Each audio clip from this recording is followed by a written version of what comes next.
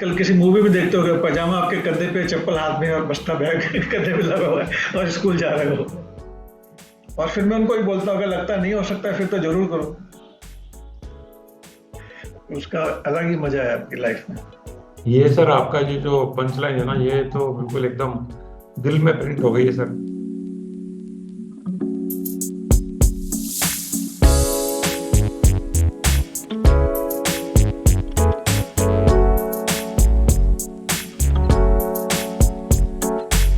तो GP Pathak sir, thank you so much for joining for this podcast.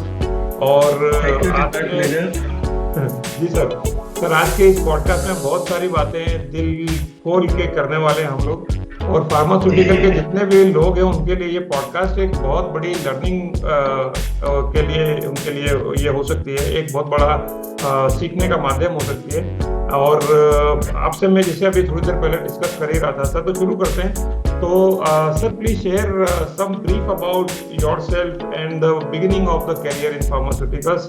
और sir वो सारी बातें जो कभी आपने शेयर नहीं करी होंगी, जो आपको रह रह के याद आती होंगी, वो प्लीज जरूर लेकर के आइएगा।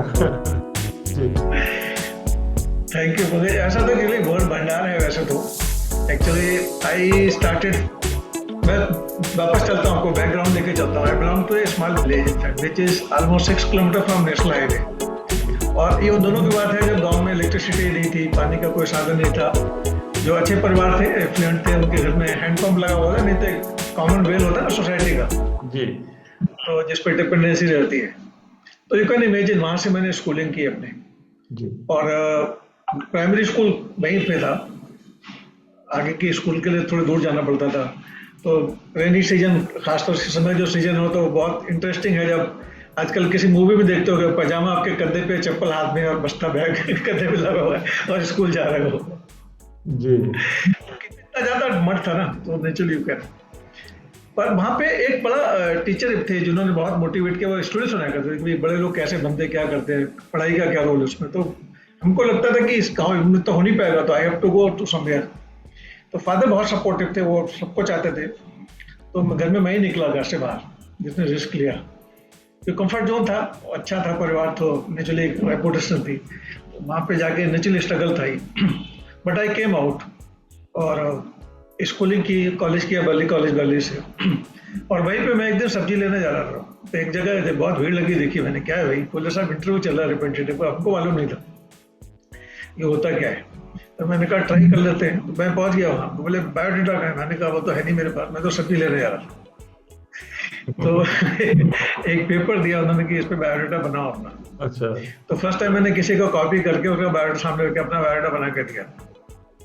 सो दैट्स हाउ ये जर्नी इतनी इंटरेस्टिंग रही।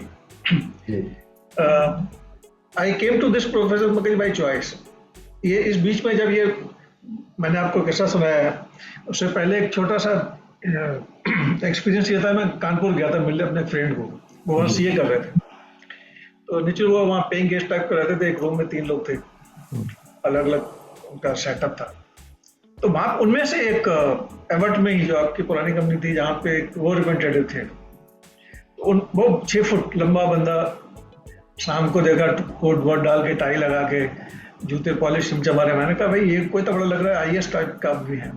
तो सेड कि मैं फार्मास्यूटिकल में रिप्रेजेंटेटिव हूँ। तो मैंने कहा भाई बताओ ये जॉब क्या होता है क्या। तो then he said to many thing, मुझे कुछ ये याद ही है। उन्होंने कहा ये this the professor, you decide your own timing. Bank का नहीं कि 10 बजे बैंक खुलना है, 5 बजे बंद होना है, कुछ नहीं ऐसा। You can decide your earning also, how much incentive you want. वो मेरे को बड़ा क्लिक किया। तो मैंने कहा इस पर कुछ ध्यान लगाया जाए। तो वहाँ पे 2-3 दिन के लिए गया था, मैं 5 दिन रुका, 2 दिन इसी काम के लिए रुक गया। मैंने कहा चलो सीख ही लेते हैं कुछ। और वहाँ डिसाइड किया मैंने, घर पे आके फादर को बताया, दीवाज मेरी एमएपी की करी, ये इसलिए तुमको भेजा था, मैं बाहर गया। And I have only choice one, the choice was कि I have to be successful. फिर बाद में सीखा सक्सेसफुल से काम नहीं चलेगा, I have to be more successful, means more better than others. That's how I started my journey with doctor Reddy's in 1988। और वो जो लर्निंग थी शुरू की, अंडरस्टैंडिंग थी, that help me a lot to become a sales star. I was all India number 1। तो वो जो सारे बेनिफिट्स, रिवार्ड्स, रिकॉग्निशन रहते ही रहते हैं, प्लस जो सपोर्ट मेरे लीडर्स का इनिशियल फेस में रहा। ऑफ लेट जब मैं आगे बढ़ा तो डॉक्टर डिश में ही मुझे मेंटर इतने अच्छे मिले, कोच की, जिन्होंने पूरी लाइफ ही बदल दी, परसेप्शन ही बदल दिया जी। सेल्स क्या है और आउटकम क्या है, दोनों में फर्क क्या है। तो बहुत कुछ सीखा उनसे आज भी, मतलब even today we have same kind of relationship. Very nice. तो सर ये बताइए कि अब ये इतना सारा करियर आपका, इतने सारे एक्सपीरियंस, और जो आपने एक यूनिक चीज बताई कि आप सेल्स में बाय चॉइस आए, ये तो बहुत फिनोमिनल चीज है सर। मैं अगर 100 लोगों से पूछूंगा या 1000 लोगों से पूछूंगा, जो परसेंटेज आएगा जो बाय चॉइस आते हैं सेल्स में, मुझे नहीं लगता कि ये मोर देन 5% होंगे। 5% भी शायद मैंने ज्यादा बोल दिया। Mostly people they fall. लेकिन difficult to describe, but number कम है, डिफिकल्ट है कहना कि कितने लोग बाय चॉइस आए। I was one of them, lucky. क्योंकि right from day one I was very sure कि मुझे रिप्रेजेंटेटिव भी बनना है, क्योंकि कुछ चीजें क्लिक की। एक टाइमिंग था, एक अर्निंग था, एक अपना कैरियर प्रोग्रेस आप डिसाइड कर सकते हो। कोई टाइम बाउंड नहीं ना इसमें कि भाई 5 साल आप इस पोजीशन में रहोगे स्केल से इस स्किल में जाने के लिए। ऐसा कुछ नहीं था। You have to prove yourself and you can prove. Sir ये बताइए कि ये जो जितना आपका ये पूरा करियर है और आप सेल्स में बाय चॉइस आए हैं, जैसे बहुत कम लोग आते हैं, टोटल कितने साल का करियर है? और जितने साल का करियर है उसमें से अगर आप शेयर कर पाए कि आप एज अ मेडिकल रेप कितने साल थे, then first line manager, second line manager, और टॉप पे जैसा नेशनल सेल्स हेड, किस तरीके से मतलब ये प्रोग्रेशन हुआ सर? तो पंकज मैं 1988 में रिप्रेजेंटेटिव बना था जी, और मैं 2 साल रिप्रेजेंटेटिव रहा। फिर मेरे को बीच में एक और इंटरेस्ट आया बीच में कि उन 2 सालों में कुछ जहाँ पे मैं रहता था तो फैमिली जो थी पड़ोस के सब बिजनेसमैन थे। उनका रहन सहन देख के एक होता ना कि 20-22 साल की एज का बच्चा तो इम्प्रेस होता है कभी कभी। तो लगता है कि हम भी बिजनेस क्यों नहीं शुरू करते हैं, आगे चल के करना है। तो स्टार्ट तो केमिस्ट की शॉप ओपन की हमने 2 साल के लिए। और जब मैं फर्स्ट डे केमिस्ट शॉप पे बैठा तभी मुझे लग गया कि यार ये क्या कर लिया फर्स्ट डे। बट चूंकि डिसीजन ले चुके थे तो फैमिली प्रेशर, सोशल प्रेशर जो भी आपको था, तो 2 साल तक मैंने उसको मैनेज किया। मैंने ऐसा कि नहीं ये है ही नहीं मेरा काम। I don't enjoy this. Money ठीक है, पैसे आ रहे हैं ऐसा भी ठीक है, but this is not what I want. So वो एंजॉयमेंट नहीं था मेरे को। तो देन आई थॉट कि जो नहीं अच्छा लगता है मत करो, वही करो जो आपको अच्छा लगता है। Then you can do something. तो वो क्लोज कर दिया मैंने। आई रीस्टार्टेड। तो अगेन मैं 2 साल रिप्रेजेंटेटिव रहा। डॉक्टर डीस में मैं एरिया मैनेजर बना 96 में। फिर वहाँ पे 2 साल में प्रमोट हुआ था, रीजनल मैनेजर बना। और वो जर्नी करीब 5 साल रही थी। और 5 साल और क्वाइट अमेजिंग, बहुत अच्छा रहा।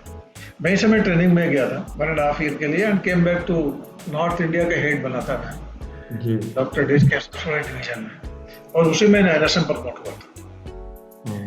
तो वहाँ से मैं फिर मूव हुआ ताकि लेट मी सी आउटसाइड। फिर सेल्स ट्रेनिंग मैनेजर, उसके बाद सेल्स एंड मार्केटिंग दोनों देखने की इच्छा थी। फिर मैंने छोटे समय के लिए कुछ कंपनी में काम किया। और लास्ट मेरा असाइनमेंट था जेबी केमिकल का, 4 साल का था। वहाँ पे भी जो सप्लायर डिवीजन था टेक वाला, वो मैनेज करता था जी। डॉक्टर डीस का भी सप्लायर डिवीजन था वोमेन्स नाइस वाला, वो मैनेज करता था। और ये वाला इधर। Then I decided little early to take break from this journey and again to do what I like। तो ये कोचिंग मेरा एरिया था कि जहाँ पे मुझे लगता है कि करना चाहिए।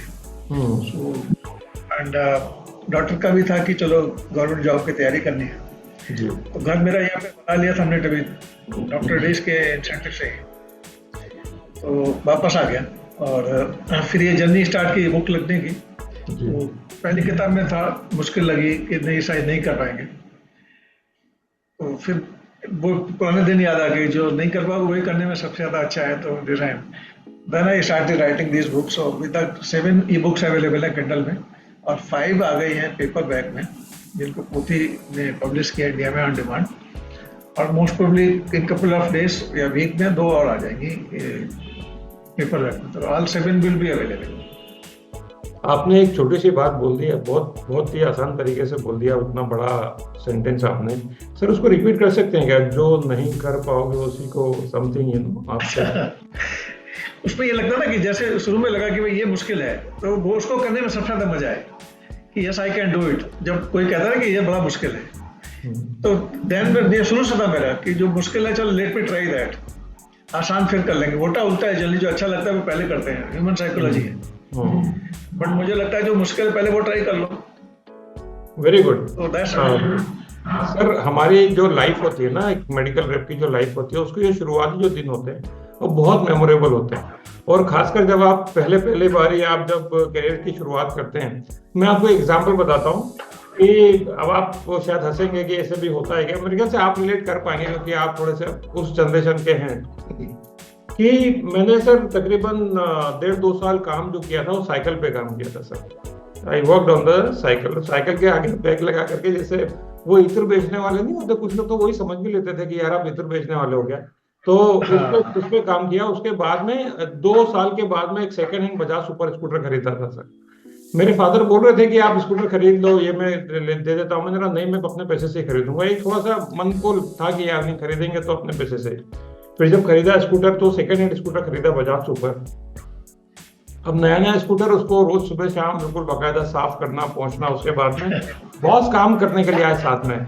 तो मेरे बॉस हुआ करते थे मिस्टर सतीश ओझा, अभी तो दुनिया में नहीं है, उनका स्वर्गवास हो गया, बट उनसे बहुत सीखा। हम बहुत सीखते हैं, अपने फर्स्ट मैनेजर से बहुत ज्यादा सीखते हैं।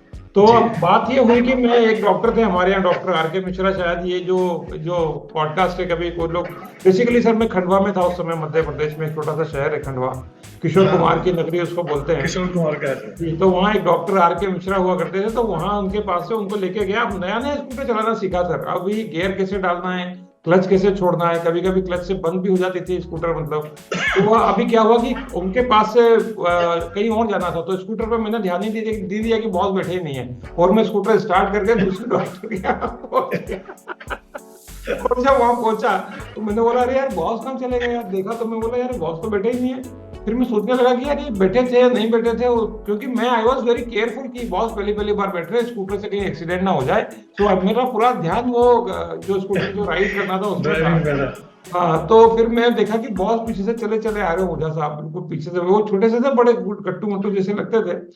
बोले पंकज यार, मैं आवाज दे रहा हूँ पंकज रुक जा। बोले तू सो नहीं दे रहा है। मैं बोला बॉस मैं तो इस टेंशन में था कि कहीं मेरे से गलती ना हो जाए, स्कूटर बंद ना हो जाए, एक्सीडेंट ना हो जाए। तो ऐसे कुछ छोटे छोटे अनुभव होते हैं सर, जो पहली बार के होते हैं आपकी लाइफ के। सर पुराने दिनों में चलते हैं, कुछ ऐसे अनुभव बताइए सर जो आपके साथ हुए हैं, और मुझे लगता है कि वो जो सारे अनुभव हैं आज की जो न्यू जनरेशन है वो कहीं ना कहीं इन चीजों को रिलेट कर पाएगी। और खासकर जो स्ट्रगल का जो टाइम होता है, आज मैं देखता हूँ कि नया किसी ने बी.फार्मेसी किया, बीएससी किया, उसको लगता है कि मेडिकल रेप का जॉब तो बहुत शानदार है, बढ़िया शानदार बेहतरीन, डॉक्टर के पास जाएंगे, डॉक्टर वेलकम करेगा, आइए आप आ गए डॉक्टर आपको चाय कॉफी ऑफर करेगा और बेहतरीन बढ़िया स्कूटर पे घूमेंगे, यहाँ जाएंगे वहां जाएंगे। ये इतना आसान नहीं होता जितना आसान लोग समझते हैं। तो सर थोड़ा सा समय हम उसके ऊपर थोड़ा सा स्पेंड करते हैं, और जो रियलिस्टिक जो चीजें, जो टेस्ट आपके पास में अभी भी आपके जहन में होगा, उसके बारे में सर कुछ बात करते हैं।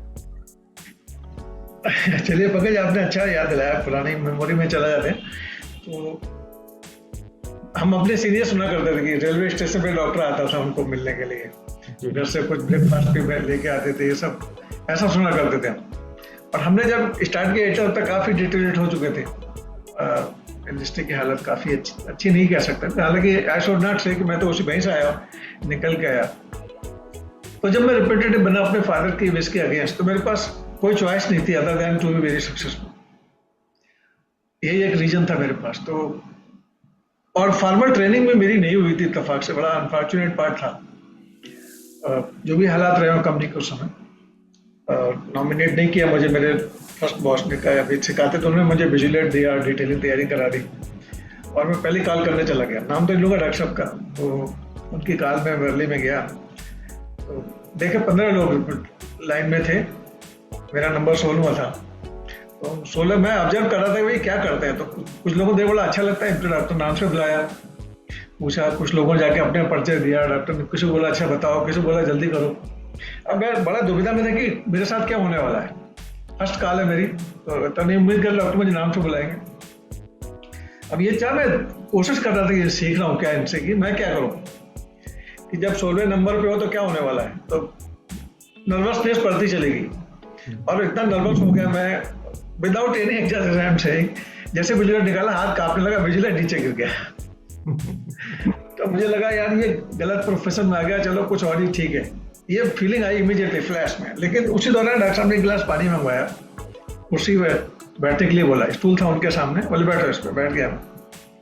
तो वहां से लाइफ पूरी चेंज हो गई। ही आस्क्ड मी 2-3 क्वेश्चन, मुझे आज भी याद है। पहला क्वेश्चन उनका था, ये प्रोडक्ट किसका है, विजिलेट किसका है? मैंने कहा साहब मेरा है। प्रोडक्ट किसका है? ये भी मेरा है। तो जब आपका सब कुछ है तो फिर हाथ क्यों कांप रहा है? बी कॉन्फिडेंट, और जो बोलना चाहते बताओ।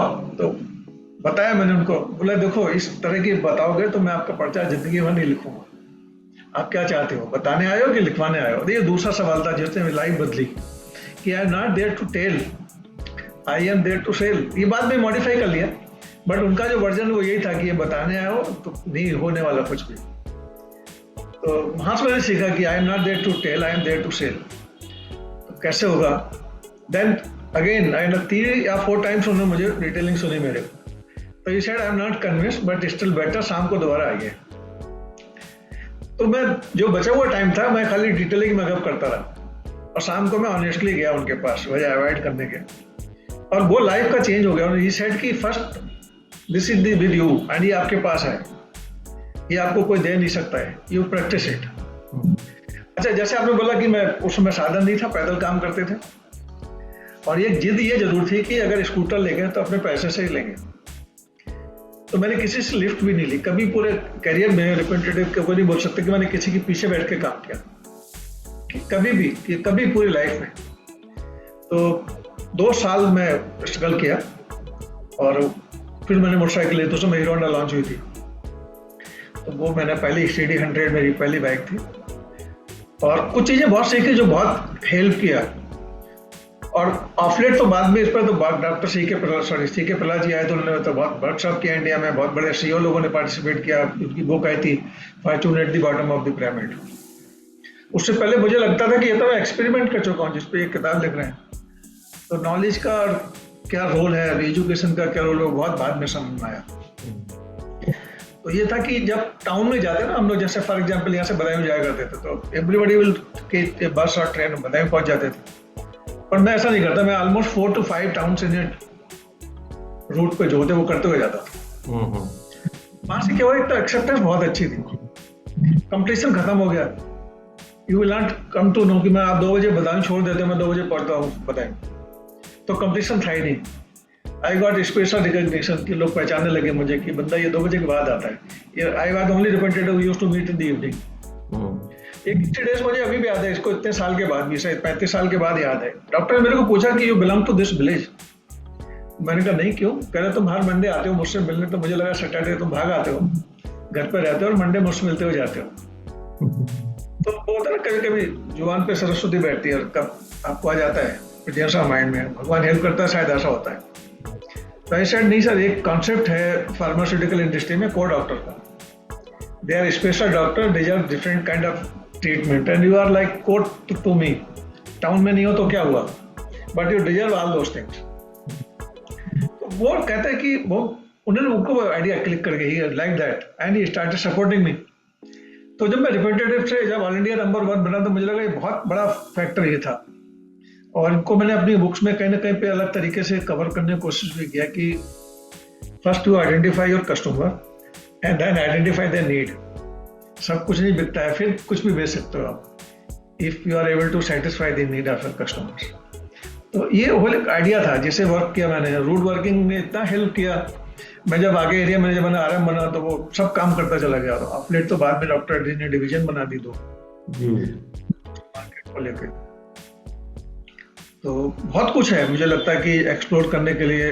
जो लोग नए शुरुआत करते हैं, रिप्रेजेंटेटिव बनते हैं या मैनेजर बनना है, अभी जो लोग इस ग्रुप में है जुड़े हुए हैं, I always try to help them कि एब्सोल्युटली कंपटीशन तो है ही नहीं, निकाल दो। Once you become competition to the world, फिर आपका कंपटीशन खत्म। मेरा क्या कंपटीशन है, आप जमाने के लिए कंपटीशन। तो वो हालात पैदा करने में मुश्किल है, टाइम लगेगा, बट ये नहीं कि नहीं हो सकता है। और फिर मैं उनको ही बोलता हूँ, अगर लगता नहीं हो सकता है फिर तो जरूर करो, उसका अलग ही मजा है आपकी लाइफ में। ये सर आपका जो पंचलाइन है ना, ये तो बिल्कुल एकदम दिल में प्रिंट हो गई है सर। और मुझे लगता है कि जो जितने भी जो यंग जो बच्चे देखेंगे इस पॉडकास्ट को, उनको ये पंचलाइन लगा लेनी चाहिए दिमाग से, जो आपको लगता है कि सबसे मुश्किल है उसको करने का मजा ही अलग है। और जब आप उसको कर जाते हो तो जो एक सक्सेस की एक मसल बिल्ड होती है आपके दिलो दिमाग पे, no yes I can do it, and that's what makes you ready for the next big struggle or maybe the tough time or the hurdle in the life, है ना। तो वो बहुत इंपॉर्टेंट है सर। बहुत अच्छा लगा सर, आपने बढ़िया अच्छे से शेयर किया। सर ये बताइए सर, लाइफ में जैसे मैं अगर अपना करियर देखता हूँ, जब मेरा पुराने फार्मास्यूटिकल्स का जो करियर है, तो आपके जो कलीग्स होते हैं उनका बहुत बड़ा इंपॉर्टेंस होता है लाइफ में। मैं याद कर रहा हूँ कि मेरे पास में एक वहाँ पर एक भारद्वाज जी हुआ करते थे, भार्गव जी हुआ करते थे, मतलब वो कॉमरेड हुआ करते थे, मतलब यूनियन के काफी one of the most reputed होते थे, लेकिन उनकी आप नॉलेज, उनका इंग्लिश पे कमांड, और वो जो चीजें अगर आप सीखते हो ना लोगों के साथ में, कि लोगों को लगता है कि नहीं यार ये तो यूनियन वाले हैं, बट उन यूनियन वालों में अगर आप देखेंगे कि एक भोपाल में एक जैन साहब हुआ करते थे, प्रमोद जैन, यानी आप किसी अच्छे से अच्छे ब्रिटिशर्स को सामने बिठा दीजिए, उनका जो कमांड इंग्लिश के ऊपर हुआ करता था, जब वो किसी कंपनी को लेकर कंपोज कराते थे ना, किसी के मान लीजिए किसी के साथ में कोई केस हो गया, कुछ करवाते थे, तो मुझे लगता है कि ये कुछ ऐसे कुछ गॉड गिफ्टेड हिडन टैलेंट्स होते हैं हमारी इंडस्ट्री में। और हमको देखिए ये सब सारी माइंडसेट वाली बात होती है, बाकी चीजें भी होती हैं बहुत जो नेगेटिव इन्फ्लुएंस क्रिएट करती हैं, लेकिन अगर आप वास्तव में अगर आपके अंदर सीखने की वो इच्छा शक्ति है, वो एक ललक है, वो एक आपके अंदर डिजायर है सीखने की, तो ये इतना कंट्रीब्यूट करते हैं आपके लाइफ में कि आपको फिर लाइफ में सक्सेस होने से कोई नहीं रोक सकता, अगर आप थोड़ा पॉजिटिवली इन्फ्लुएंस होकर के आगे बढ़ने की थोड़ी सी इच्छा शक्ति रखते हैं। तो सर लाइफ में, आपकी लाइफ में ऐसे 2-3 लोगों के बारे में जिनको आप वास्तव में आपको लगता है कि नहीं यार they really contributed to your life, और जिनको आप इस पॉडकास्ट के माध्यम से बोलना चाहते हैं कि no you have really contributed, और सर ऐसे अवसर कम मिलते हैं जब किसी प्लेटफॉर्म पे आकर के उनको हम रिकॉग्नाइज कर सकें। नहीं, बात आपकी बिल्कुल सही है, बहुत सी चीजें दिल में रहती हैं और जो क्लोज ग्रुप होता है वो जानते हैं जी, आउटसाइड वर्ल्ड नहीं जान पाते हैं। तो सबसे पहले मैं देखता हूँ, मैं हमेशा बोलता हूँ मेरे फादर का जो कंट्रीब्यूशन है वो तो कोई रिप्लेस नहीं कर सकता है, एक शेप करने में, अच्छे इंसान बनाने में। हर किताब में उनका कहीं ना कहीं जिक्र किया है जी। जो स्टोरी रूप में वो सुनाया करते थे, और जब भी कोई डायरेक्ट बात नहीं कहते थे, वो किसी न किसी ऐसी स्टोरी फॉर्म में करते थे, और फिर कंक्लूड नहीं करते थे किसी चीज को। वो एक समस्या रहती थी शुरू में, बाद में समझ में आया कि how you can develop your people. और वो सेम चीज जब मैंने अपने सीनियर जो बाद में डॉक्टर एडिस में, जिनको मैंने बहुत सारा रिपोर्ट किया, विद लॉट ऑफ रिस्पेक्ट, मैं उनको याद करता रहता हूँ, मिस्टर सब्यसाची, उन्होंने बहुत हेल्प किया। मतलब नंबर 2 पे अगर मैं रखूंगा तो उनको रखूँ। उन्होंने जो सिखाया है जिस पेशेंस के साथ, मुझे लगता है इतने पेशेंस मेरे साथ बहुत कम लोग नहीं रख पाते। कोई कितनी भी गलती ब्लेंडर किए होंगे, बहुत कुछ किया होगा, बट उनका एक स्टाइल था जो, और वो शायद मैं कॉपी करने की कोशिश ही करता रहता हूँ, जिंदगी भर करते ही रहूँगा, शायद नहीं कर पाऊंगा। जो पेशेंस है उनके अंदर, हर चीज़ में वो पॉजिटिविटी ढूंढ लेते थे। कुछ भी सिचुएशन लेके जाओ, कोई नेगेटिव सिचुएशन, मैंने उनसे कभी किसी के बारे में बुरा नहीं सुना। कंप्लेंट किसी के लेके जाओ, उसमें वो अच्छा ही निकाल के बताए वापस भेजते थे। तो वो जो चीज़ें थी जो एक अच्छे इंसान में होनी चाहिए, एक अच्छे लीडर में होनी चाहिए, तो मैं पूरा क्रेडिट प्रोफेशनली अगर देता हूँ तो उनको देता हूँ। ट्रेनिंग में थे मिस्टर रुद्रदास, बेचारे हम नहीं, unfortunately he is no more with us, but जो ट्रेनिंग के जो एस्पेक्ट्स थे उन्होंने वो मुझे जो दिए थे वो बहुत काम आया बाद में। ही सेड कि डोंट एक्सपेक्ट एनीथिंग, कोई आपको अप्रिशिएट करेगा, forget, if you have that mindset then you are here. So you should always think about the giving your best, what best you can do, that you try to do, and every time you should have one desire, जैसे आपने बोला ना। और वहाँ से मैंने सीखा, फिर बहुत सारे मैं वीडियो देखने का, पढ़ने का बड़ा शौक था। ब्रायन ट्रेसी का मेरा फेवरेट ऑथर है, तो उनका एक पॉडकास्ट था जिसमें बोलते हैं कि everybody has desire, 4 basic desires he talked about. बहुत दिल में छप गया, और मेरे फादर बचपन में कहा करते थे, अब वो अलग तरीके से कहते थे, जब उसको कोरिलेट किया तो शायद मॉडर्न वही था। जैसे ये सेड कि everybody want to be healthy, but सुबह जल्दी नहीं उठना चाहता कोई। तो desires are weak, you have to support with your determination, dedication and discipline. ये तीनों चीजों को मैंने अलग अलग किताब में अलग जगह एक्सप्लेन करने की कोशिश की, ताकि जो नए लीडर्स हमारे, इवन जो सीजन लीडर भी है, वो इन चीजों को पकड़ ले। उस चीज को, एक चीज भी अगर बुक में पकड़ लेते हैं, मुझे लगता है वो करेंगे तो लाइफ चेंज हो सकती है। जैसे मेरी हुई तो आपसे बेहतर हो सकती है मेरी, या मेरे से बेहतर आपकी हो सकती है। तो एक सोच लानी पड़ेगी आपको कि मैंने कोई गलती की, 30 साल के बाद सीखा, तो आप 30 साल आप क्यों बिताना चाह रहे हो? 30 मिनट में किताब पढ़ो और सीख लो। बहुत बढ़िया सर। तो वो ब्रायन ट्रेसी का जो था वो ही सेड कि देयर आर 4 बेसिक डिजायर्स। मेरे फादर 2 बोला करते बचपन में अलग अलग तरीके से, लेकिन जब मैंने देखा कि चारों ठीक और कोई अभी तक प्रूव नहीं किया। जैसे everybody want to be healthy, कोई बीमार तो रहना नहीं चाहता है, बट स्मोकिंग नहीं छोड़ते, ड्रिंकिंग की हैबिट है, लेट उठने सोने की हैबिट है, जंक फूड खाने की हैबिट है। Everybody want to be happy, तो दूसरे को दुख मत दो। आप मीटिंग में चिल्लाते हो, जॉइंट वर्क पे जाके कमियां ढूंढते हो, कुछ ना कुछ ऐसा बोलते हो जो आदमी के दिल को खराब लगे, तो आप कैसे खुश रहोगे? Ma'am everybody want to be successful, कोई आदमी फेलियर तो होने नहीं चाहता है, बट रिलेटिव टर्म में सक्सेस को डिफाइन कैसे करें, कौन डिसाइड करेगा? मेरे फादर पूछा करते थे कि कौन डिसाइड करेगा आपकी सक्सेस, मैं या आप? तो मुश्किल सवाल लगता था, मैं क्या जवाब दूं इसका। तो he used to give example की गाँव की, कि हमारे पास एक साइकिल है, सामने वाले के पास एक भी नहीं, तो कौन सक्सेसफुल है? तो हम कहते हैं जिसके पास साइकिल है वो कहता है अच्छा है, हमारे पड़ोस वाले के पास 2 हैं। तो मैं कहता वो है, तो फिर कहते हम अनसक्सेसफुल हो गए क्या? तो वहां सीखा बचपन में मैंने कि सक्सेस इज रिलेटेड टर्म है, it is not absolute. So you are successful and there are people who are more successful than you. So now it is your choice कि you want to be successful और you want to be more successful. और एक चीज जो बचपन में click कर गई मेरे को, जो आज भी है और शायद मैं अपने बच्चों में भी हैबिट डालता हूँ, दोनों बेटियों को मैंने वो सिखाने की कोशिश की, कि वो है फाइनेंशियल इंडिपेंडेंस। छोटा बच्चा भी रोज आपसे पॉकेट मनी लेने में बिलीव नहीं करता, कहता डैडी फिक्स कर दो, महीने में एक बार दो, so that I can spend the way I want. तो वो फाइनेंशियल इंडिपेंडेंस के लिए क्या, जैसे मैंने बचपन में देखता था अपने फादर को कैसे करते थे। सेविंग की एक हैबिट थी कि it is not about earning, it is about saving, right? You can how much you can save and that is your earning. आप अर्निंग कर लो पूरा, सेव कुछ नहीं करो तो कुछ नहीं बचना आपके पास।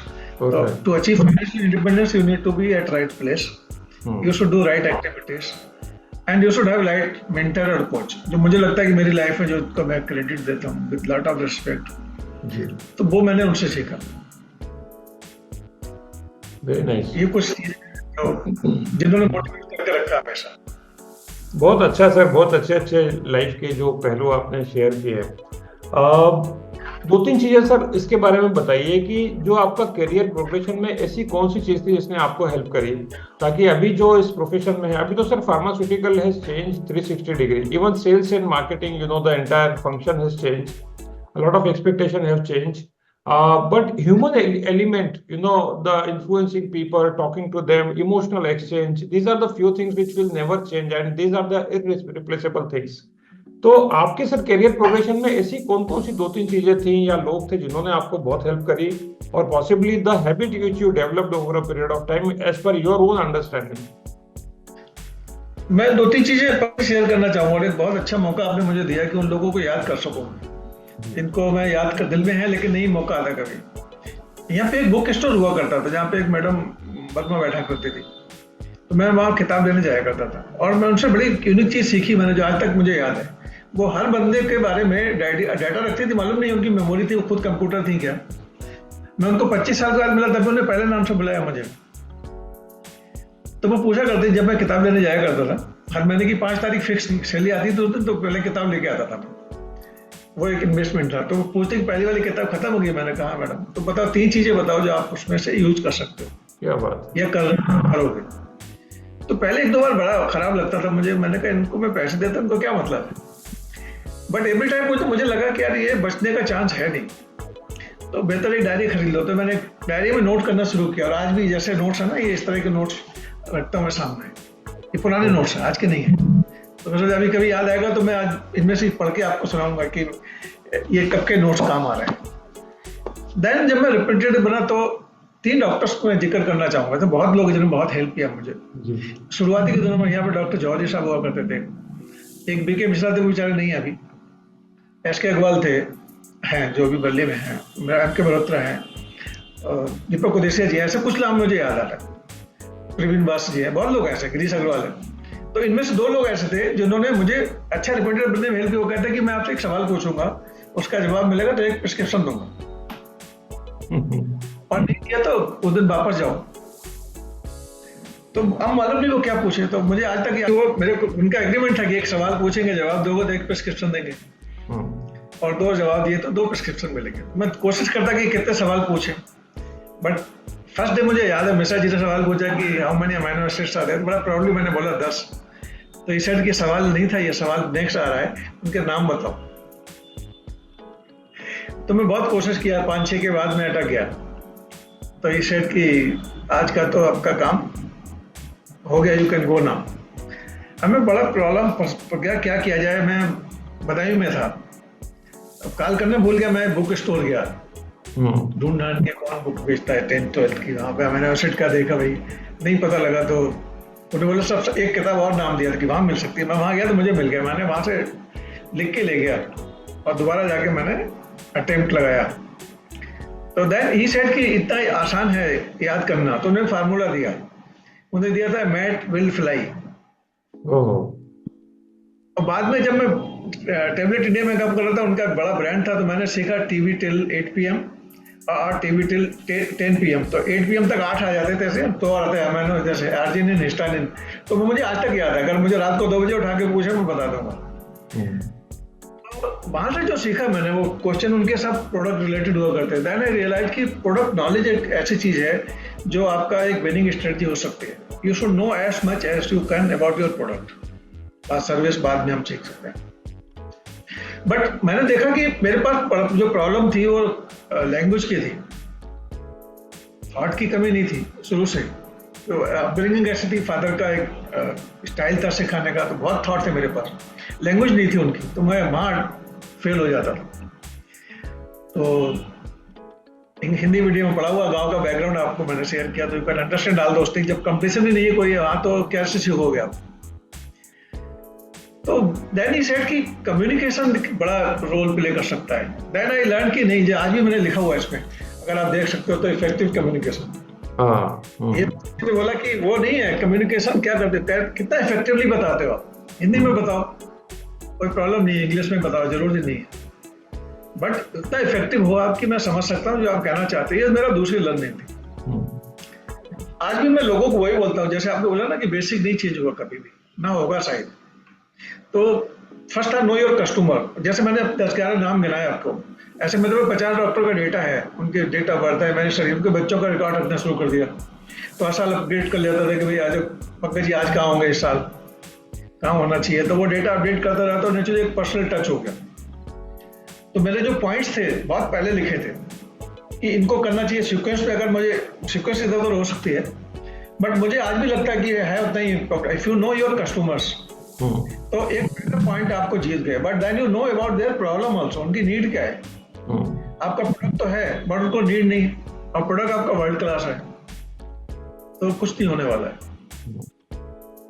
नीड भी तो होना चाहिए, तो बट नीड है आपको पता नहीं है, आप अपनी दुनिया में ही हो। तो how interested you are in customer, और before that how much interest you are having in yourself, in your development. मैंने सीखा कि so you have to know your about customer and you should know about their need. Then go to next level कि आप सब कुछ है आपके पास, but उनसे रिलेशन नहीं है आपके। कि ये कभी भी देखा हम लोगों ने, शायद अभी तक पंकज जी किसी ने डिनाई नहीं किया है। मैं कोशिश करता रहा, कोई बंदा इसको चैलेंज कर दे तो मैं कुछ नया सीख लूंगा। I always say based on my learning that the biggest investment in any relationship is time, not money. अगर अपने वाइफ के साथ टाइम स्पेंड नहीं करते हो, हर महीने एक गोल्डन चेन दो, उस चेन की वैल्यू कुछ नहीं रहेगी 2 दिन के बाद, 3 दिन के बाद, 4 महीने के बाद। But time you are spending वो लाइफ लॉन्ग आपका रहता है। तो then how much time you are spending with your customers. और लोग शायद कंफ्यूज हो जाते हैं कि डॉक्टर के चैम्बर में कितने बाहर वेट किया, वो टाइम नहीं है भाई, आपने अंदर कितना टाइम स्पेंड किया। I'm talking about quality time. उस टाइम में क्या किया आपने, whether you have discussed, you try to identify। अब वो लिस्निंग आपकी है नहीं, आप खाली बिलीव करते हो बोलने में, तो क्या होगा। देन आई सेड कि लिस्निंग भी काम नहीं करेगी, एक्टिव लिस्निंग विल हेल्प। और मैं उनको बोलता था, अभी लोगों को बोलता हूँ जब मेरे कोचिंग में रहते हैं लोग, जो मेरे टच में, उनको बोलता हूँ भाई एक्टिव का मतलब ये है कि व्हेन यू आर सेइंग, बीच में कुछ तो बोलो, हाँ हूँ, कुछ तो करते रहो, और सही समझो तो रिफ्रेश कर दो। दोबारा पूछ लो कि सर आप ये कहना चाहते हैं, if I understood correctly then I can say you are actively listening. नहीं तो आप खाली मुझे देखते रहो, मुझे लग रहा हो बहुत अटेंटिवली सुन रहा है बंदा, पर ऐसा नहीं है। तो देन एक्टिवली लिसनिंग मीन, मैं उनको बड़ा सिंपल करने की कोशिश करता था। Then how effectively you are communicating, कि वो जो आप कहना चाह रहे हो वो वही समझ रहा है, ये इफेक्टिव है। आप ऐसे इंग्लिश बोल रहे हो कि मेरी समझ में नहीं आ रहा है, मुझे हर वर्ड के लिए डिक्शनरी देखनी पड़ेगी, तो ये इफेक्टिव तो नहीं हो सकती। और मस्त हो सकती, मजेदार हो सकती है, जो भी लैंग्वेज में वर्ड यूज करना चाहो कर सकते हो, बट इफेक्टिव नहीं है। इफेक्टिव है कि आप वही समझ रहे हो जो मैं कहना चाह रहा हूँ। तो ये मेरा तीसरा पॉइंट था। बाद में सीखा कि there are many sales techniques available, many strategies are adopted by different companies. If you identify, learn new strategy, sales strategy क्या थी, टेक्निक सीखो तो काम आती है। जैसे 1988 में एक किताब आई थी स्पिन, नील रेक, और उन्होंने 4 चीजें बोली कि how to identify the situation क्या है, प्रॉब्लम क्या है, इम्प्लीकेशन क्या है, नीड क्या है। तो मैंने कहा अलग अलग लोग अलग अलग तरीके से बताते हैं, ऐसा नहीं है कि वो कोई फर्स्ट टाइम रहा होगा, लेकिन उन्होंने जिस तरह से एक्सप्लेन किया मुझे आज तक याद रहेगा। तो मैं लोगों को वही अपने हेल्प करता, लोग मतलब कुछ भी करो, पर्सनल इन्वेस्टमेंट जरूर करो अपने डेवलपमेंट के लिए, और बुक से अच्छा कोई इन्वेस्टमेंट नहीं है। आजकल तो ऑडियो बुक आ गई है, सीडी आ गई है, सब कुछ अवेलेबल है, but spend some amount, fix कर दो मंथ का। जैसे मुझे 3-4 लोग याद हैं उस दौर के। एक पंडित साहब हुआ करते थे बर्ली में ही, वो बहुत रेगुलर विजिटर थे उस स्टोर के, जिसकी मैं जिक्र कर रहा था।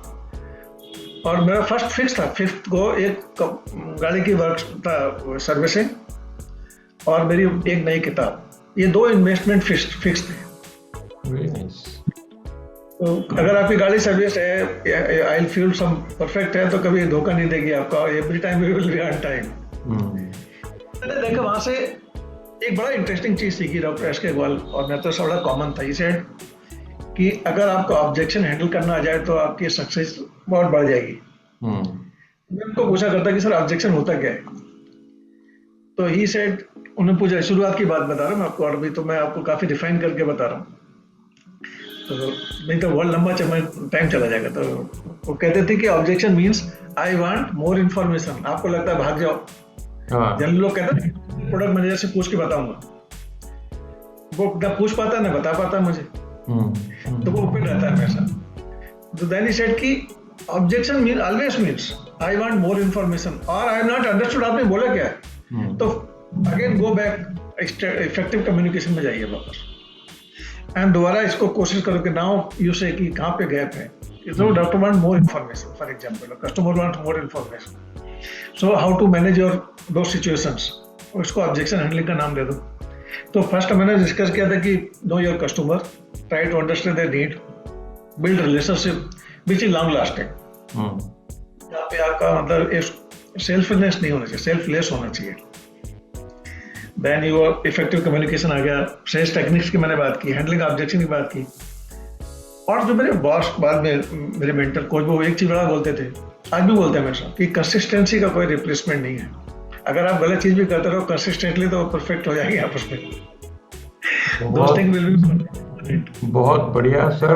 आई can't tell you the nuggets which you are sharing is so valuable, and the way you are sharing, I can recall my memories are also popping up.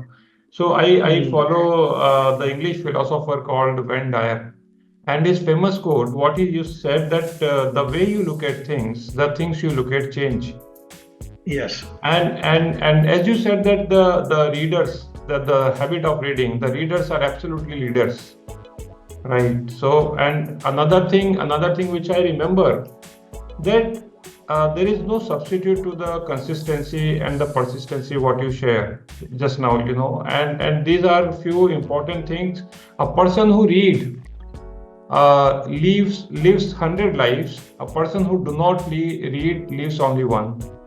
So how good these few lines are there, and somehow in our lives, sir, हमारी जिंदगी में sir, these all small things really contribute so much.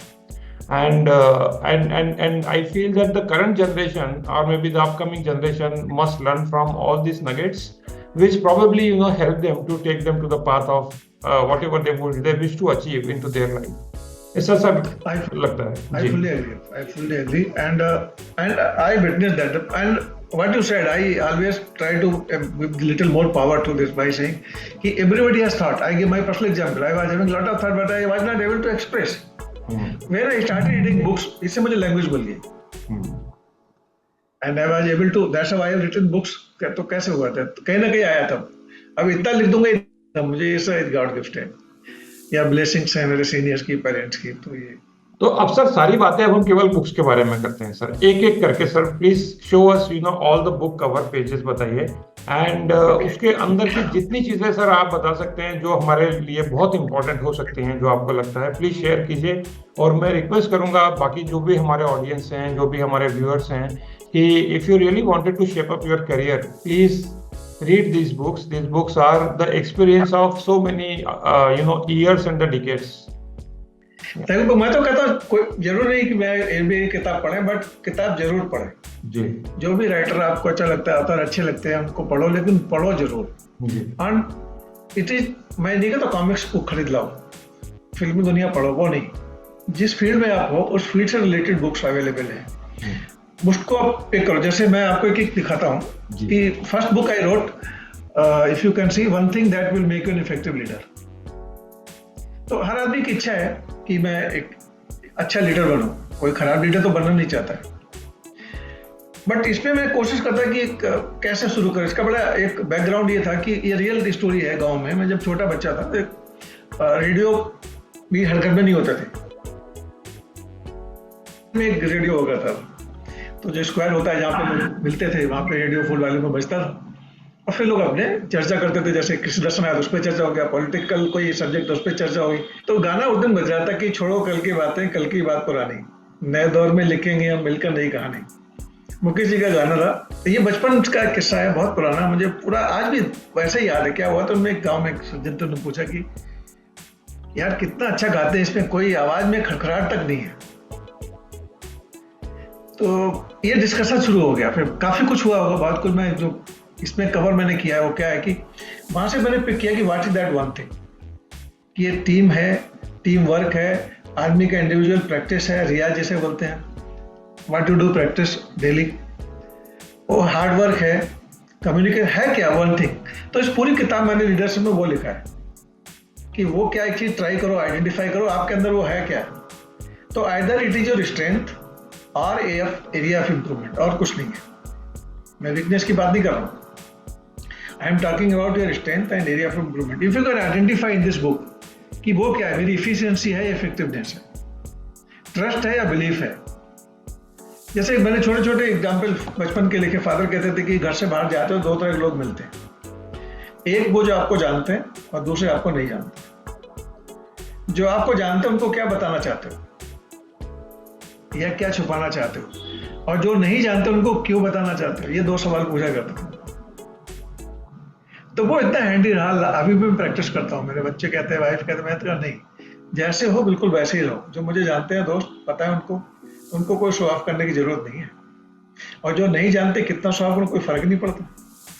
तो ये पूरी किताब मैंने इस पे लिखी. वो एक ट्राई करो आइडेंटिफाई करने की what is that one thing. और मैं कॉन्फिडेंट हूँ पंकज जी, अगर कोई पढ़ेगा इस किताब को, छोटी सी किताब है. जैसे मैंने बोला कि आप दिल्ली से बॉम्बे फ्लाइट में जा रहे हो, तो और अगर आप दिल्ली से बॉम्बे ट्रेन से जा रहे हो तो सारी पढ़ लोगे एक ही ट्रिप में.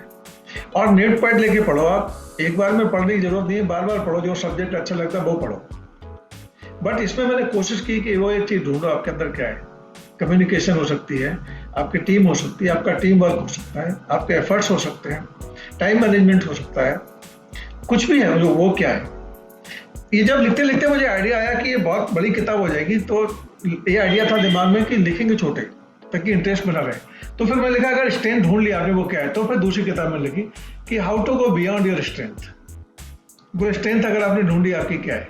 तो इसमें मैंने कुछ टॉपिक कवर किए, जैसे आपकी गोल सेटिंग है फॉर एग्जाम्पल, कि गोल कैसे होने चाहिए. इसमें मैंने बहुत कोशिश की एक्सप्लेन करने की, बाद में भी एक्सप्लेन किया अलग अलग बुक में. टॉपिक जब कॉमन हो गए हैं कि अचीवेबल गोल और एम्बिशियस गोल में क्या फर्क है, बहुत बेसिक रखा है. तो क्या अचीवेबल अच्छा है या एम्बिशियस अच्छा है, या कॉम्बिनेशन की achievable at the same time ambitious, वो क्या है. तो इसमें मैंने वो कवर करने की कोशिश की, वो स्ट्रेंथ क्या है और how you can build on your strength. Then ये लिखते लिखते फिर एक आइडिया आया कि कम्युनिकेशन अगर है इतना इफेक्टिव तो है क्या, उस पर कैसे हम आगे जाएं। तो उससे पहले मैंने लिखा कि एक टीम वर्क अगर है, without team you can not do anything. If you are a team work then, ये किताब में लिखी थी mastering the art of rising together. अगर टीम बना सकते हो अपने आसपास, so then you are leader. Very nice sir. Otherwise आप लीडर नहीं हो।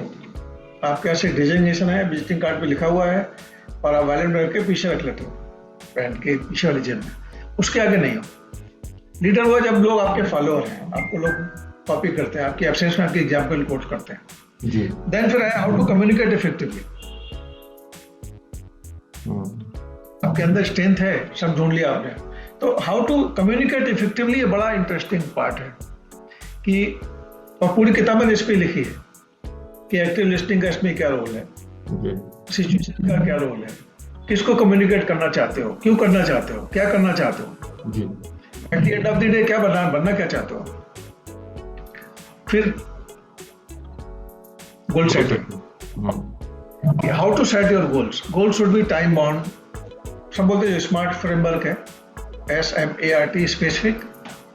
इतना स्पेसिफिक होना चाहिए कि कोई कंफ्यूजन ना रहे।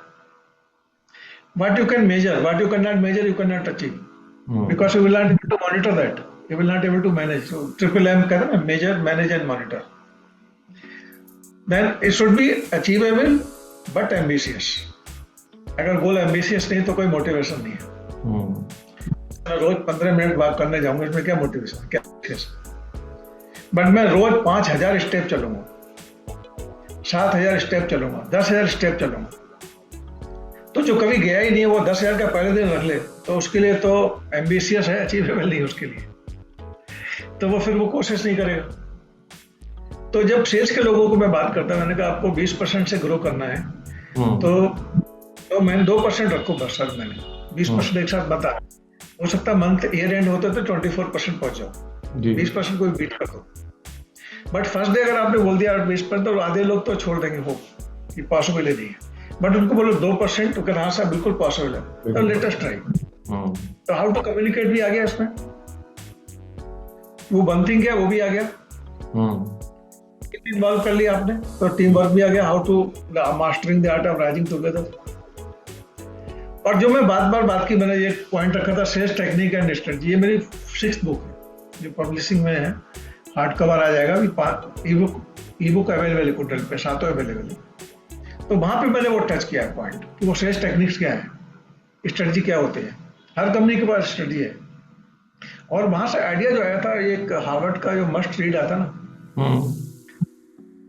एसेंशियल्स करके, तो बहुत पहले मैंने पढ़ा था, वो कहते हैं कि हार्वर्ड में लोग जाते हैं, लाखों रुपए खर्च करते हैं, करोड़ों रुपए खर्च करते हैं, MBA करते हैं, वहां से क्या सीख के आते हैं, how to make product successful और फेल। तो जो भी प्रोडक्ट लॉन्च किए इन लोगों ने, हार्वर्ड पर गया, ओनली 3% प्रोडक्ट क्लिक्ड, 97% वर फेलियर। तो वो कहता है हार्वर्ड में क्या पढ़ाते हैं कि how to make product successful और फेलियर। तो वहां से वो एक दिमाग में था, मैंने कहा कितनी किताब लिखूंगा तो इसमें आएगा ये। वहां पर मैंने कोशिश की कि स्ट्रेटजी है क्या है, देन कंसिस्टेंसी, ये जो आपने बोला परसिवरेंस, ये सब वर्ड आते हैं वहां पे। तो वो एक पूरी उस पर जब कोई सेल्स लीडर पढ़ेगा and he pick that one thing, उसका वही है, तो देन उसमें पूरी टेक्निक मैंने दी है, एक एग्जाम्पल के साथ, स्टोरी के साथ, एंशिएंट विजडम जो लोगों से सीखा मैंने, वो कोशिश की कि it should be so simple कि you can explain to anybody and everybody any time and every time.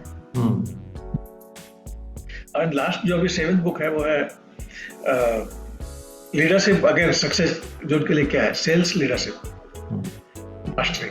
उसका टाइटल है सेल्स लीडरशिप मास्टरी। तो सेल्स एक पार्ट है, लीडरशिप अलग है, और how to get mastery. So you want to get mastery over sales और leadership, और leadership that will lead sales.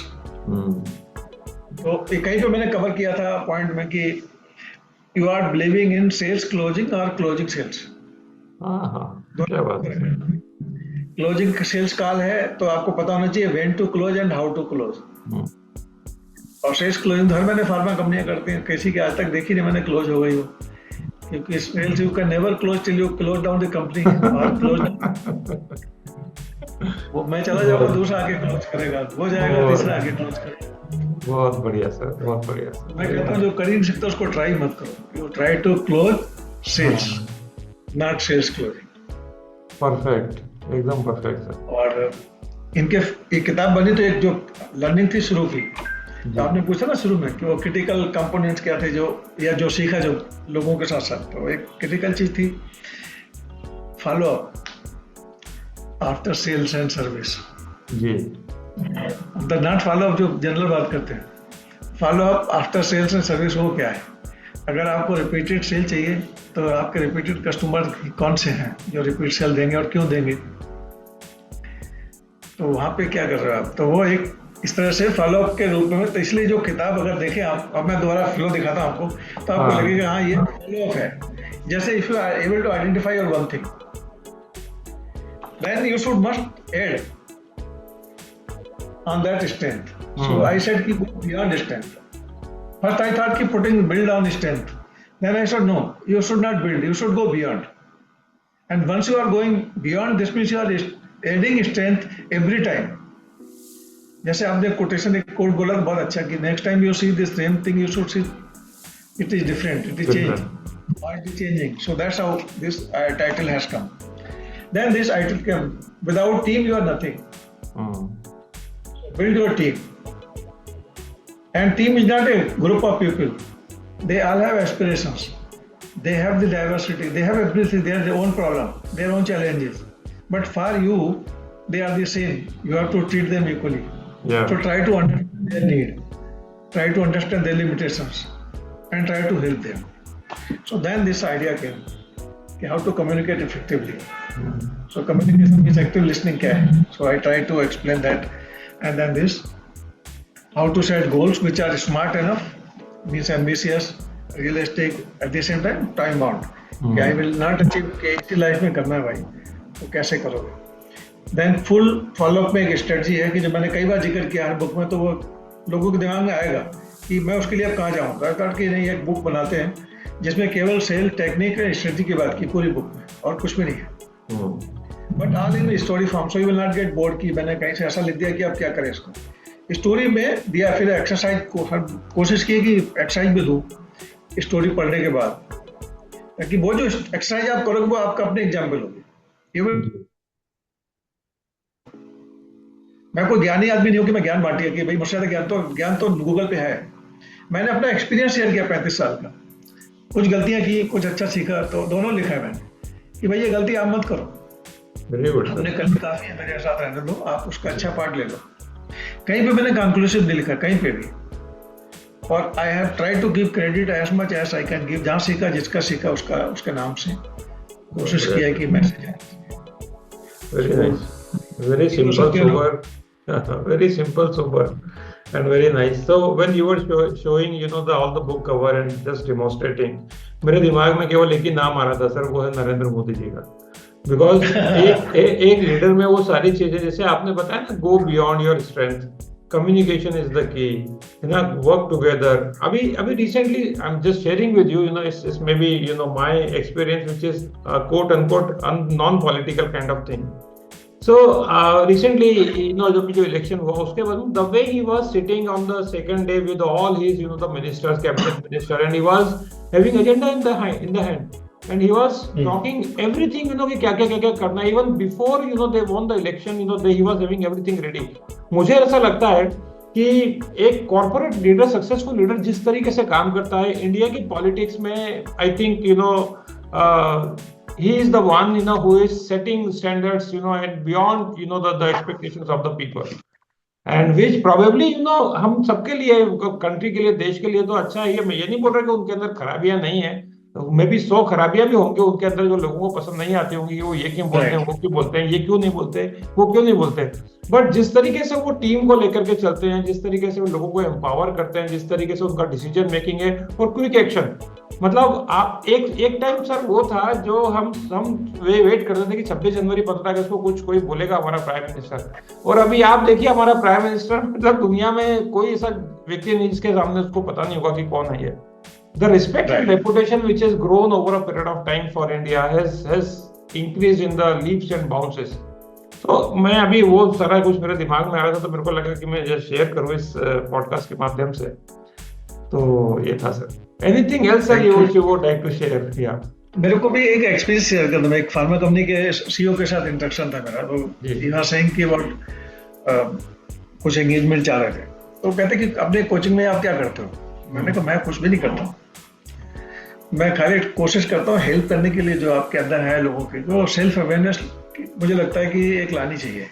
और अगर जो मेंटर ने, मेरे कोच ने मेरे को हेल्प किया था, मुझे लगता है वही उसी को थीम को लेके आगे। तो मैं तो हार्वर्ड तो पढ़ने गया नहीं, तो मैं बता सकता हूँ, तो जो भी सीखा है मैंने अपने लोगों से वही मैं बता सकता हूँ। तो मैंने उनको बोला कि मेरा कोशिश होती कि मैं वो सेल्फ अवेयरनेस क्रिएट करूँ लोगों में, जो मुझे असाइनमेंट देते हैं। तो मैं उनके साथ जब बात करता हूँ सेल्फ अवेयरनेस का मतलब है क्या, कि भाई तो begin with and in mind, जो स्टीफन कॉबी ने एक्सप्लेन किया अपनी बुक में सेवन हैबिट्स में।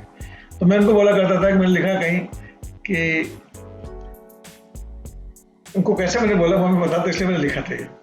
मैंने कहा जो मेरा आइडिया रहता है, I will always say talk about the cultivating leadership.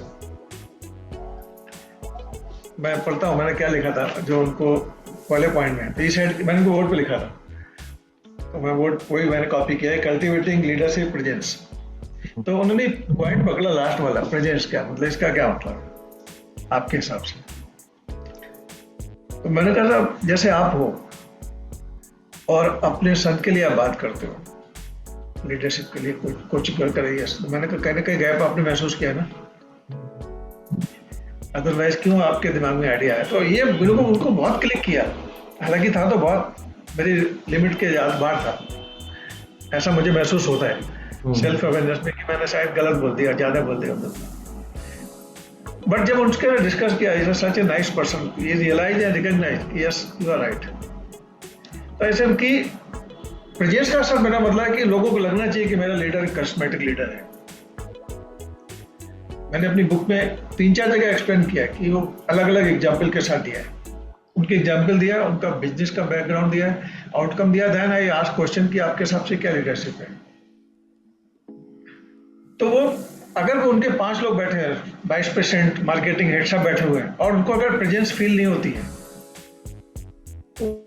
जो है वो सीईओ बिकॉज मनी है या बिकॉज ऑफ हिज फादर है जो बिजनेस देके जा रहे हैं।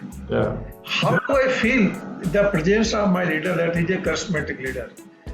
तो मैं उसकी बात करता हूँ सर, ये माइंड मेरे दिमाग में रहता है, और फिर मैं शुरू करता हूँ कि सेल्फ अवेयरनेस कैसे लाऊं आपके अंदर, और वो कब आएगी? जब मैं आपको सुनूंगा ध्यान से, एक्टिव लिसनिंग। तो देन इस के देन फिर क्या करते हो? मैंने कहा फिर वही, मैं कुछ भी नहीं करता हूँ सर, मैं खाली हेल्प पे लगा रहता हूँ लोगों के समझने में, उनका बिहेवियर, उनकी decision making, how do they take decisions, basis क्या है, राइट? तो ये कुछ चीजें हैं। How do they communicate, how do they conduct themselves in presence of their leadership team. अब ये सब चीजें मैं देखता था, मैं जब मैं खुद मीटिंग लिया करता है आरएसएम, जेडएसएम और RSM, even up to SS बैचमेंट, तो मैं ये सब चीजें देखा करता था, वो how many things are coming straight from my heart जी। तो उसका बिल्कुल वो एक्सेप्टेंस अलग होती है। लोग समझते हैं ना, देखते हैं, वो भी आपको 2-3 बार ऑब्जर्व करते ही है ना, एक बार आने से पहले भी ऑब्जर्व कर लेते हैं, एक बार ड्यूरिंग करते हैं, एक बार बाद में भी करते हैं। आज ऐसा बोल के गया नया, तो बोला सब लग रहा है कुछ नया सीख लिया, नया पढ़ा है, नहीं सुना, नया सुना है। और जब आप रियल एग्जाम्पल देते हो, उन्हीं ग्रुप में से पिक करके देखते हो कि मैं आपके साथ काम कर रहा था बंगलौर में और ये एग्जाम्पल होते हैं मार्क हुआ, then people correlate very easily and they remember for long. तो मैं वो दूसरा चीज था। एक आपने बीच पर टच किया था, डेवलपिंग इमोशनल इंटेलिजेंस जी। तो मैं उनको लोगों से अक्सर कहता कि देखो इनका नाम कुछ भी दे दो, जब साइंस इवॉल्व होती है, कम्युनिकेशन बढ़ती है, बट ये है सिंपली, ये वर्ड है empathy. Can you see my problem from my angle? तो इसको मैंने टच करने की कोशिश की अपनी बुक में, और 2 तरीके से मैंने कोशिश की कि अगर मैं हूँ जिसकी प्रॉब्लम है और आप मेरे बॉस हो जो प्रॉब्लम देखना है, तो दोनों तरह देख के बता दो, एग्जाम्पल लिख लो अपनी, एंड देन इसको आप कोशिश करोगे कि इसको बेहतर हो जाए जी। We talk on the communication skills. दोस्त कम्युनिकेशन स्किल्स क्या है, कैसे इंप्रूव कर सकते हो। और फिर मैंने वही बात की कि आप वही समझ रहे हो जो मैं कह रहा हूँ, या खाली आप मेस्मराइज हो गए, क्या शानदार इंग्लिश बोल रहा है बंदा, समझ में कुछ नहीं आता। वो एक्शनेबल चीजें क्या बोली आपने 3 जी, और कंसिस्टेंसी कितनी थी, जो आपने लास्ट मीटिंग में बोला आज बोल रहे हो, नेक्स्ट मीटिंग बोला, लोग कॉन्फिडेंस के साथ जाएं कि साहब अगली मीटिंग में यही होने वाला है। इसका मतलब ये आपकी इफेक्टिवनेस है, ये आपकी सक्सेस है, ये आपका बिहेवियर, इसको आप नाम कुछ भी दे दो। तो इसकी मैंने बात की उनसे। देन एक जनरल बात करता हूँ मैं कि कुछ लोग कुछ भी सिचुएशन दो, प्रॉब्लम ढूंढ लेंगे उसको। हाँ, कुछ लोगों को मैं बोलता नहीं, ग्रोथ माइंडसेट और प्रॉब्लम में यही प्रॉब्लम है। अगर ग्रोथ माइंडसेट आप डेवलप करते हो तो आप पॉसिबिलिटी ढूंढोगे, राइट, और नहीं तो आप अपॉर्चुनिटी ढूंढोगे, टू बी क्रिटिसाइज कर सकता हूँ, आप प्रॉब्लम नहीं ढूंढ पाओगे, सॉल्व कर पाओगे। तो मैंने कई कोशिश की है इसमें, अलग अलग तरीके से मैंने वर्ड यूज किया, IPC, इंडियन पेनल कोड नहीं, मतलब इशू, प्रॉब्लम एंड चैलेंज। रोज बात करते हैं आप 10 मैनेजर से पूछो, ये वर्ड आएंगे, पर उनको पूछो मुझे 3 बास्केट में डिफाइन करके बताओ, इशू क्या है, प्रॉब्लम क्या है, चैलेंज क्या है। वहाँ पे रियल चैलेंज शुरू हो जाता है लोगों का, स्ट्रगल जैसे बोलते हैं जी। तो मैंने कि सिंस आई सेड कि I am not that learned कि मैं लोगों को बता सकूं, बट जो मैंने अपने एक्सपीरियंस सीखा मैं बताता हूँ कि इशू 2 लोगों के बीच में है और सॉल्व नहीं करते तो प्रॉब्लम हो जाती है, और वही प्रॉब्लम चैलेंज बनती है, आगे आप क्या करें। तो भाई आसान क्या है, इशू ढूंढो, सॉल्व करो, प्रॉब्लम बनने ही मत दो, चैलेंज आएगा ही नहीं। Very nice.